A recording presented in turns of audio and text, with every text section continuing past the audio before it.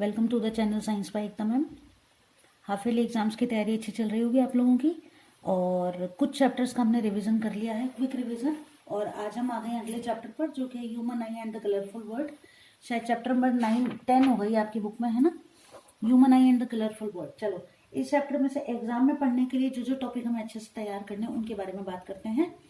पहली बात तो स्ट्रक्चर ऑफ ह्यूमन आई, ये आपको लर्न करना है। देखो, ये ह्यूमन आई हमारी, ठीक है। एक्वस ह्यूमर फ्लूइड यहाँ भरा हुआ रहता है। ये प्यूपिल है, प्यूपिल के साथ में आइरिस, और आइरिस के पास में कॉर्निया। आई बॉल के अंदर जो लिक्विड भरा हुआ है उसे विट्रस ह्यूमर कहते हैं। पीछे की तरफ ऑप्टिक नर्व्स हैं, और जो लेंस के पीछे वाला हिस्सा है जहां पर इमेज फॉर्मेशन होता है उसे रेटिना कहा जाता है। यहाँ पर ये सिलियरी मसल्स हैं। इनका काम क्या है? हमारी आंख का जो डायमीटर है उसको एडजस्ट करने का काम सिलियरी मसल्स के द्वारा किया जाता है।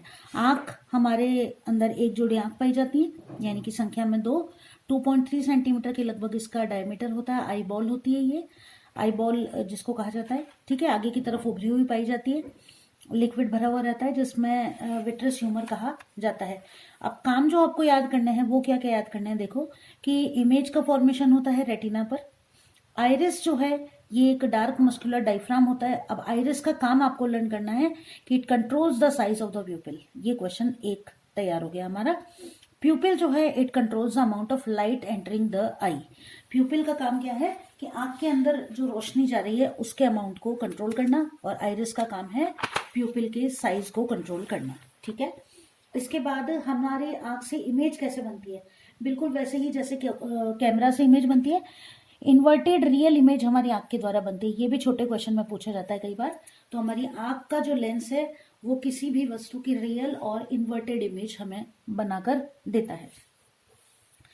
लाइट सेंसिटिव सेल्स पाई जाती हैं हमारी आंखों के अंदर। सिग्नल जो है वो ऑप्टिक नर्व्स के थ्रू ब्रेन तक पहुंचते हैं, और ब्रेन में पहुंचने के बाद हम देखकर पहचान पाते हैं कि कोई वस्तु कैसी है या क्या है।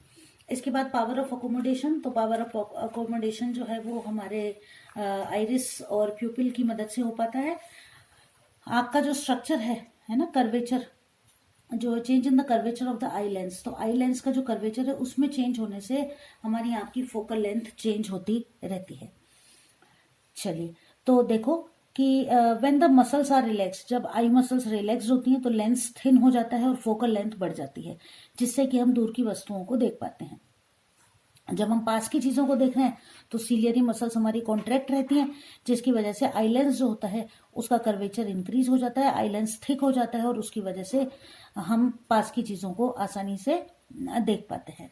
2 चीज और याद करनी है, फार्देस्ट पॉइंट और नियरेस्ट पॉइंट। तो हमारी आंखों का नियरेस्ट पॉइंट 225 सेंटीमीटर होता है, और फार्देस्ट पॉइंट होता है इन्फिनिटी तक, यानी कि कितनी भी दूर तक हम किसी वस्तु को देख सकते हैं, और कम से कम वो हमारी आंख से 25 सेंटीमीटर दूर होनी चाहिए स्पष्ट देखने के लिए। अगला इंपॉर्टेंट क्वेश्चन, मैं कहूंगी मोस्ट इंपॉर्टेंट क्वेश्चन जो बनता है इस चैप्टर में से, वो है आई डिफेक्ट्स। देखिए, किसी भी वस्तु की जो इमेज है वो कहाँ बनती है? रेटिना पर बनती है। अब आई डिफेक्ट जो है मेनली 2 तरह के होते हैं, एक फार साइटेडनेस और एक है नियर साइटेडनेस। सबसे पहले हम बात करते हैं नियर साइटेडनेस की, जिसे मायोपिया भी कहते हैं। मायोपिया जिस व्यक्ति को है वो पास की चीजों को तो ठीक से देख पाएगा, लेकिन दूर की चीजों को स्पष्ट नहीं देख पाएगा। ऐसा इसलिए होता है कि उसकी जो इमेज फॉर्मेशन, जो कि कहाँ होना चाहिए? रेटिना पर होना चाहिए, रेटिना से पहले ही इमेज फॉर्मेशन हो जाता है। इस डिफेक्ट का रीजन क्या हो सकता है? इस डिफेक्ट का रीजन ये हो सकता है कि आंख का जो लेंस है उसका एक्सेसिव कर्वेचर हो गया हो, या फिर आई बॉल का साइज जो है वो बड़ा हो गया हो, ठीक है। इसको दूर करने के लिए, मायोपिया के लिए हम लगाते हैं कॉनकेव लेंस। ये रहा, कॉनकेव लेंस लगाने पर इमेज फॉर्मेशन दोबारा रेटिना पर होने लग जाता है। तो तीनों ही डायग्राम आपको बनाने पड़ेंगे। इसके बाद बात करते हैं फारसाइटेडनेस की, या हाइपरमेट्रोपिया।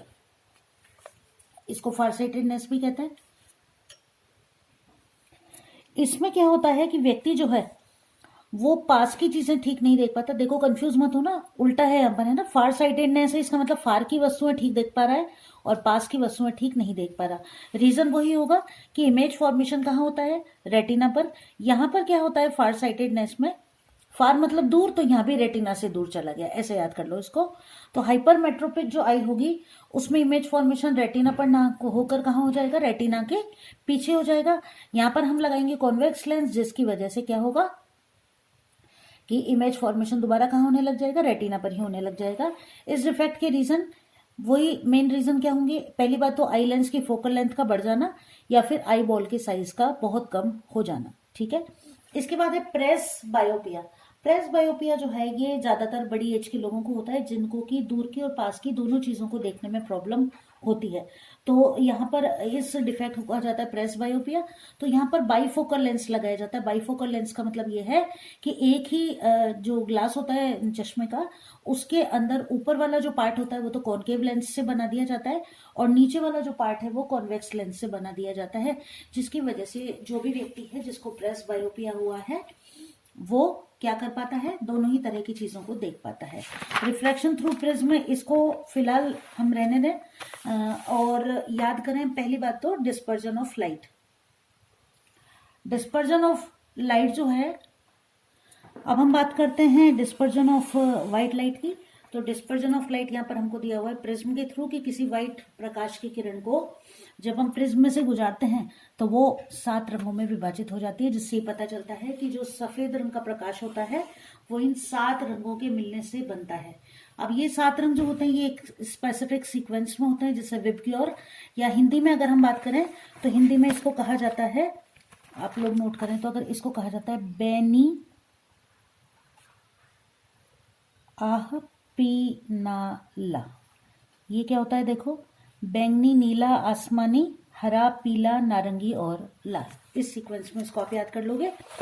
इंग्लिश में अगर हम बात करें विबग्योर की तो violet, indigo, blue, green, yellow, orange और रेड, इस तरह ये 7 अपने कंपोनेंट जो लाइट होती है उनमें बढ़ जाता है, जो कि स्पेक्ट्रम के कलर कहलाते हैं, ठीक है। इसके बाद एटमॉस्फेरिक रिफ्रैक्शन की हम बात करते हैं तो रेनबो की बात कर लेते हैं। तो रेनबो क्या है, देखिए रेनबो जो है वो बारिश होने के बाद अगर सूर्य निकलता है आसमान में तो जिस तरफ सूर्य निकला है उसके अपोजिट डायरेक्शन में हमेशा रेनबो दिखाई देता है। रीजन बिहाइंड क्या होता है, रीजन बिहाइंड यही होता है कि प्रकाश की जो किरण सूर्य से निकल रही है, अब वातावरण में क्या होता है कि बारिश होने के बाद भी बहुत छोटी छोटी tiny droplets of water are present in the atmosphere. अब ये जो छोटी छोटी बूंदें हैं, ये हर बूंद एक प्रिज्म का काम करती है और इस हर बूंद में से गुजरकर जब प्रकाश का किरण सामने की तरफ जाता है तो हमें इंद्रधनुष के रूप में दिखाई देता है। इसके बाद एटमॉस्फेरिक रिफ्रैक्शन। तो एटमॉस्फेरिक रिफ्रैक्शन का रीजन क्या है कि हमारे एटमॉस्फेयर में कितनी सारी लेयर्स पाई जाती हैं। हम पढ़ते हैं stratosphere, troposphere, ionosphere, ozone sphere, अलग अलग जो ओजोन लेयर, अलग अलग लेयर्स होती है बहुत सारी। अब रीजन ये होता है एटमॉस्फेरिक रिफ्रैक्शन का कि इसका मेन जो आंसर हमको देना होता है वो देना होता है ट्विंकलिंग ऑफ स्टार्स का। इसके पीछे रीजन क्या होता है देखो कि स्टार्स हमसे कितने दूर है हमको पता ही नहीं है, और कितनी लेयर्स एटमॉस्फेयर की उसकी और हमारी आंखों के बीच में ये भी हमें पता नहीं है। अब होता यह है कि प्रकाश की किरण जो कि तारे से गुजरकर हम तक पहुंच रही है वो हर एक एटमॉस्फेरिक लेवल पर उसका क्या हो जाता है, रिफ्रैक्शन हो जाता है। और इतनी बार रिफ्रैक्शन के बाद जब वो प्रकाश की किरण हमारी आंख तक पहुंचती है तो हमें तारे टिमटिमाते हुए दिखाई देते हैं। This is all because of atmospheric refraction. इसके बाद क्वेश्चन ये रहा कि सनराइज और सनसेट होने से पहले ही हमें दिखाई दे जाता है, इसके पीछे रीजन क्या होता है कि sun is visible to us 2 minutes before the actual sunrise and 2 minute after the actual sunset. This is because of atmospheric refraction. इसका रीजन भी यही होता है। अब होता यह है कि हॉरिजन पर आने से पहले जब सन हॉरिजन पर होता है या कि क्षितिज पर जब होता है तो होता यह है कि the time difference between actual sunset and apparent sunset is about 2 minutes. The apparent flattening of the sun's disc at sunrise and sunset is also due to the same phenomena. तो यहाँ पर भी क्या होता है, रिफ्रैक्शन हो जाता है तो सूरज की जो किरणें हैं वो बाद की बजाय रिफ्रैक्शन के कारण हमें समय से पूर्व ही दिखाई देने लग जाती हैं और इसीलिए हमें सूरज उगने से पहले ही दिख जाता है या वो लाल रंग का प्रकाश दिख जाता है और सूरज अस्त होने के बाद भी लाल रंग के प्रकाश के रूप में या प्रकाश के रूप में दिखाई देता रहता है।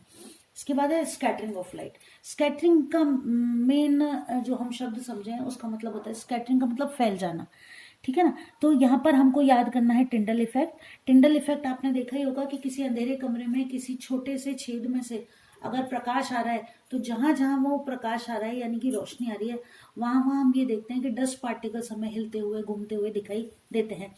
इसके पीछे रीजन यही होता है स्कैटरिंग ऑफ लाइट, कि when a beam of light strike such fine particles a path of the beam become visible, कि जब कोई प्रकाश की किरण इस रास्ते में से गुजरती हुई हमें दिखाई दे रही होती है तो उसका रास्ता हमें दिखाई देता है, और हम उस जगह कोई कंबल झाड़ दें या झाड़ू लगाएं तो और ज्यादा अच्छे से वो दिखाई देता है। तो ये जो बहुत छोटे छोटे पार्टिकल्स होते हैं इनकी क्या हो जाती है, लाइट के अंदर स्कैटरिंग हो जाती है, जिसकी वजह से हमें ये दिखाई देते हैं। इसे कहा जाता है टिंडल इफेक्ट। इसके बाद why is the colour of the sky blue, तो आसमान का कलर ब्लू क्यों होता है, इसके पीछे क्या रीजन है। तो यहाँ पर भी क्या होता है कि these are the most effective scattering of light of shorter wavelength at the blue end then the light of the longer wavelength at the red end. अब होता यह है कि आसमान ब्लू क्यों दिखाई देता है, तो स्कैटरिंग जो है वो ब्लू कलर की सबसे ज्यादा होती है, जबकि रेड कलर की यहाँ पर, क्योंकि ब्लू कलर की जो क्या है वेवलेंथ जो होती है वो क्या होती है, कम होती है। ठीक है, रेड लाइट की वेवलेंथ जो होती है is about 1.8 times greater than the blue light. अब रेड लाइट की वेवलेंथ लगभग दुगनी हो गई, 1.8 का मतलब लगभग दुगनी, तो ब्लू लाइट से लगभग दुगनी वेवलेंथ होती है किसकी, रेड लाइट की। इसलिए जब सनलाइट एटमॉस्फेयर में से गुजरती है तो जो हवा होती है उसकी स्कैटरिंग होती है किसकी, ब्लू लाइट की, क्योंकि इसकी वेवलेंथ कम होती है। इसकी वजह से क्या होता है, आसमान हमें कैसा दिखाई देता है, नीला दिखाई देता है। तो आप आंसर इसमें ये लिखोगे कि the colour of the sky appears blue because of the scattering of light. अब रीजन आप क्या लिखोगे इसके पीछे कि द ब्लू लाइट इज, या ऐसे लिखो कि the red light has double wavelength as compared to the blue light, जिसकी वजह से क्या होगा कि the scattered blue light enters our eyes easily because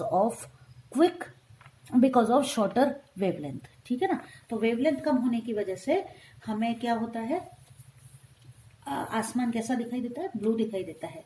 और डेंजर के सिग्नल जो होते हैं वो रेड कलर के क्यों दिखाई देते हैं, तो स्काई जो है वो हमें हाँ एक ये और कि ऊपर की तरफ जैसे जैसे हम ऊपर जाते हैं एटमॉस्फेयर में, वैसे वैसे आसमान जो होता है वो हमें काले रंग का दिखाई देने लगता है, क्योंकि वहां पर क्या होता है, एटमॉस्फेयर नहीं होता है, जिसकी वजह से क्या नहीं होती है, स्कैटरिंग ऑफ लाइट नहीं होती। और डेंजर सिग्नल्स जो होते हैं वो इसी रीजन से कैसे रंग के बनाए जाते हैं, रेड कलर के बनाए जाते हैं। ये रहा हमारा चैप्टर लाइट वाला, eyes and the colourful world.